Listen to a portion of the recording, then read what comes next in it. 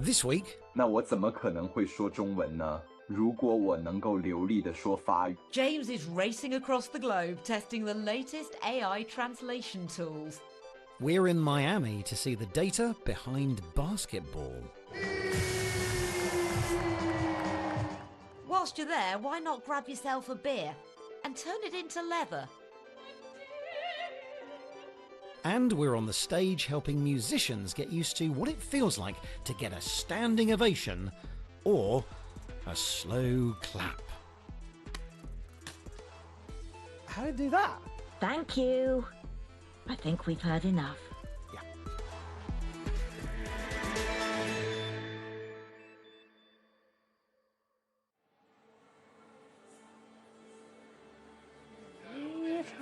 Roses.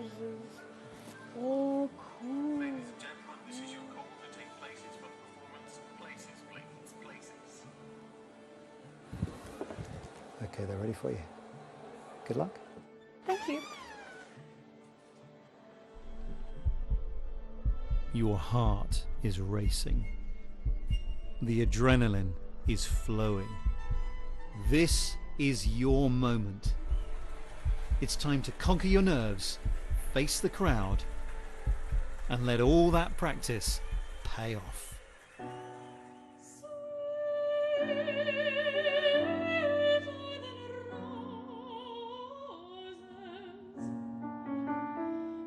Some say it takes 10,000 hours of practice to become an expert.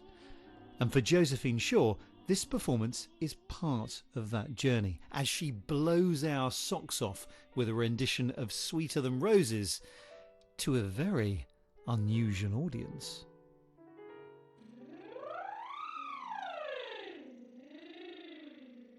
I've always loved singing. My parents say I was a bit of an annoying child growing up. I was making lots of weird noises and apparently would hum myself to sleep. So eventually they were like, let's put this into something useful, and got me some singing lessons. Talk to me about nerves. Do you get them, and how do you get over them?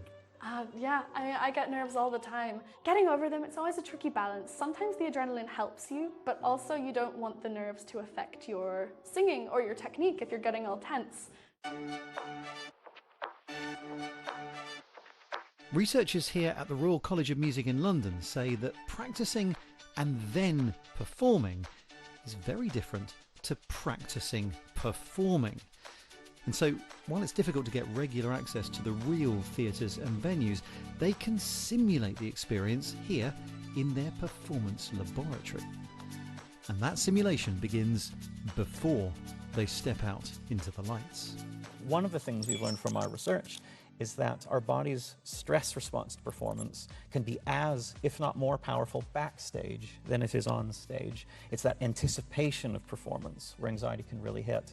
And this helps us tailor our training to make sure we're not only preparing them for what happens on stage, under the lights, in front of the audience's eyes, but also how they're coping backstage. How do they manage?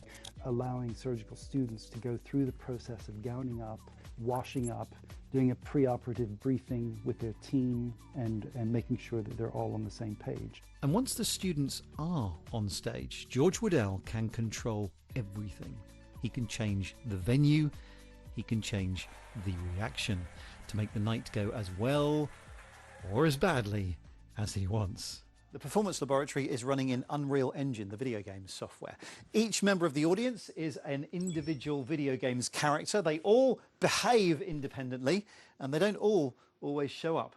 I got lucky tonight. And what's really interesting about this space as well is there are 64 speakers hidden in the walls and ceilings. So if you change the venue, that changes the acoustics, which forces you to change your performance.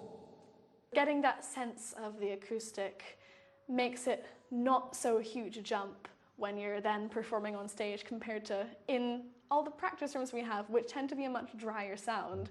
So when it's suddenly a much bigger space that you have to fill, it's great to get a little bit of an experience of what it might sound like ahead of time. So there's the prep, there's the lights, there's the sound, but let's talk about that audience. It's a weird crowd in tonight, I can tell you. We want to test our performers' focus. We want to make sure they can hold it together. So that might be very subtle, a little cough perhaps. And it might be more dramatic.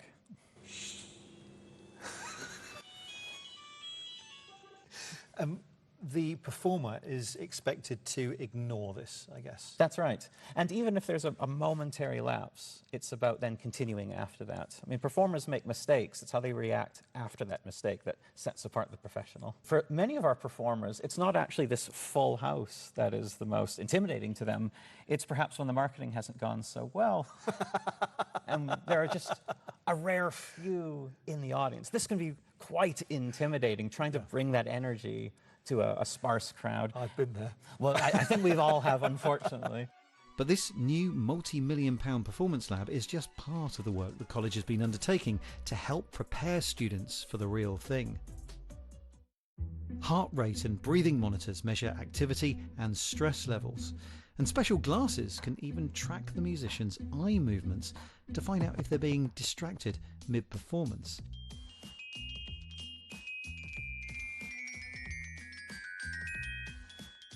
They also measure how dilated your pupils are, which can be another indicator of anxiety.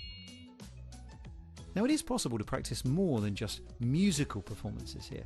Public speaking, business presentations, the venue and the audience are ready for any type of rehearsal. And then there's this lot. Yes, you can even simulate an audition panel. George can make each of the judges purr like Sharon Osbourne or sneer like Simon Cowell. So what are we going to make of this little stand-up routine I knocked up with the help of ChatGPT? Good evening, how's everyone doing tonight? I mean, have you seen those vocal processors? They can turn a voice that sounds like a dying cat into something that could rival Freddie Mercury. How to do that? Thank you. I think we've heard enough. Yeah, I think I'll leave it to the experts.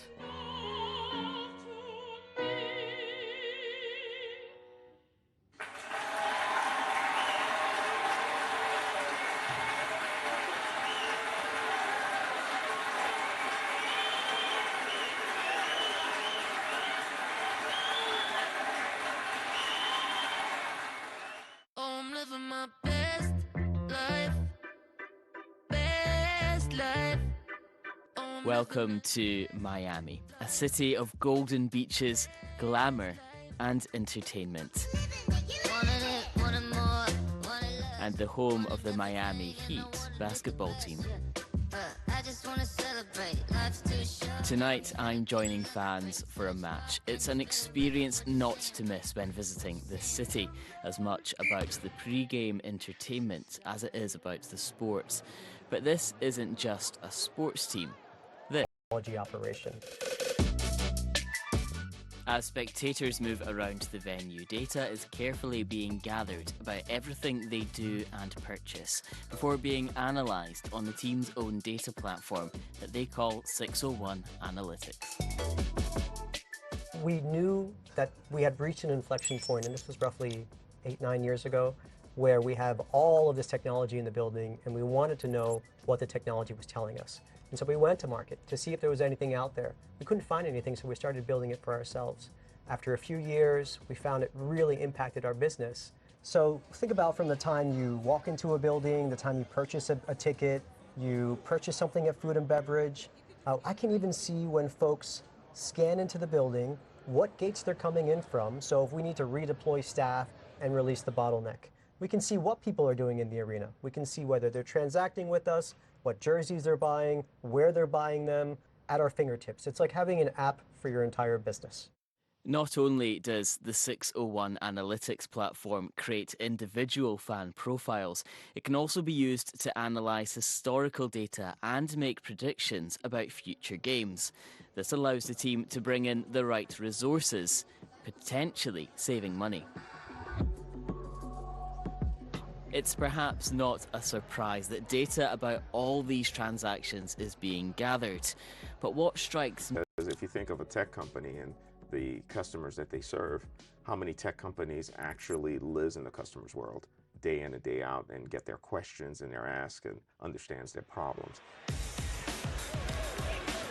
Now their services are being used by more than 20% of NBA teams, and their market is growing with customers beyond just the main basketball league. So our clients range from sports teams in the NBA all the way over to venue operators that are hosting concerts, comedy shows, different art events, and things like that. We found something that we needed. Like we said, we built out something that we could use ourselves, and other teams were just kind of knowledge sharing with us and asking us, hey, you know, what are you guys doing over there? And we realized this is actually something that other teams can benefit from, so why not share the wealth of knowledge?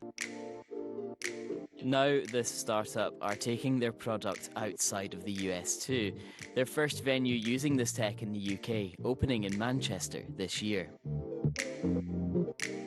But back to Miami, and the data being gathered at this stadium is helping in some slightly more unusual places.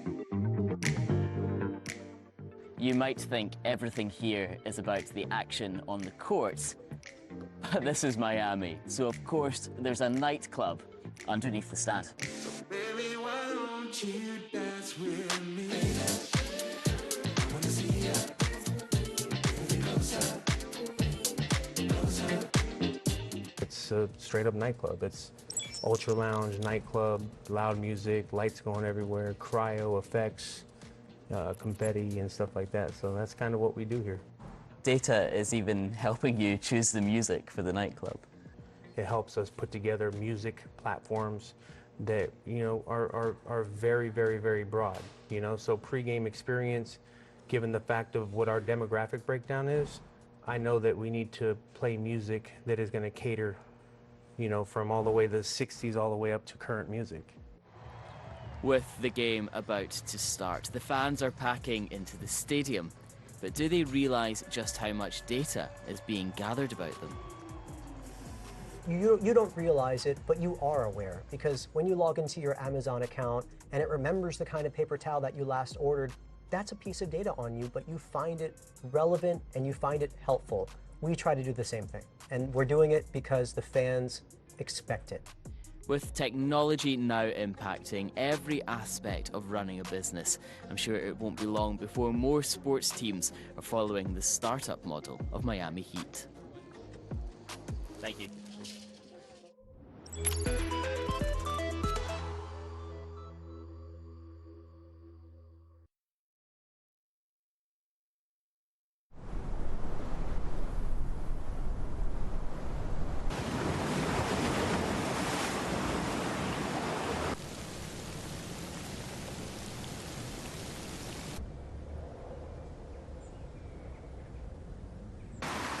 When the weather can't make up its mind,